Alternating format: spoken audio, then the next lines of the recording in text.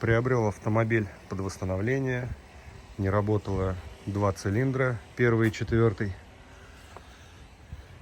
В одном цилиндре по классике выпало седло.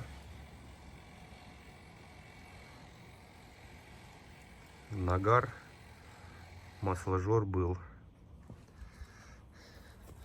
А в следующем цилиндре у нас развалился поршень.